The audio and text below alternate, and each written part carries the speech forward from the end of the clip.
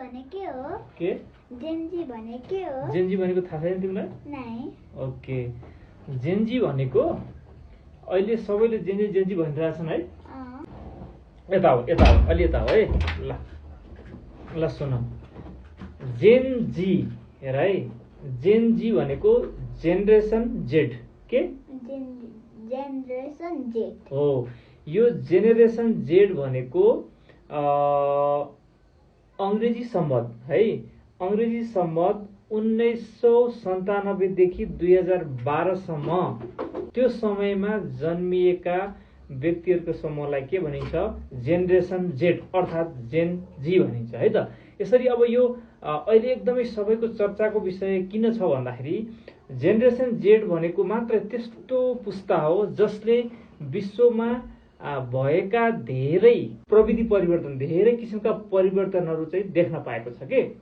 त्यो भनेको कस्तो भन्दाखेरि जस्तै उसले एउटा सामान्य मोबाइलदेखि अहिले चाहिँ एकदमै स्मार्टफोनहरू प्रयोग गर्न पाएको छ।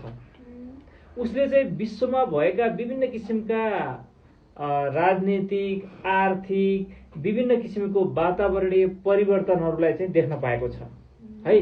त्यसैले सबैभन्दा सचेत, सबै कुराहरूको ज्ञान भएको पुस्ता पनि वास्तवमा कसलाई मानिन्छ त? जेनरेसन जेड अर्थात् जेन जीलाई मानिन्छ है त।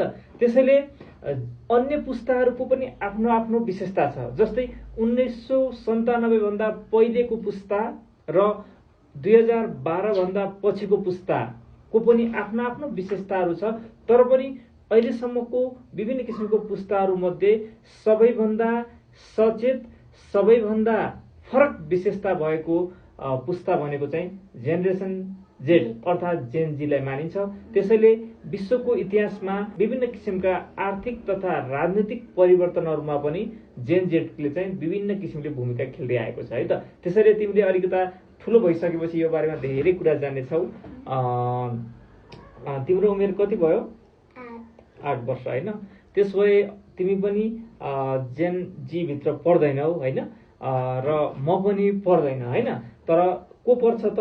1997 देखि 2012 भित्र जन्मिएका बच्चाहरू चाहिँ के हुन्छन्? अर्थात् ती व्यक्तिहरूलाई चाहिँ के भनिन्छ?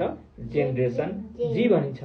त्यसैले उनीहरू फरक किसिमको विशेषता भएको कारणले गर्दाखेरि उनीहरूको अन्य जेनरेसनहरूभन्दा फरक किसिमले चर्चा हुने गरेको पाइन्छ है त।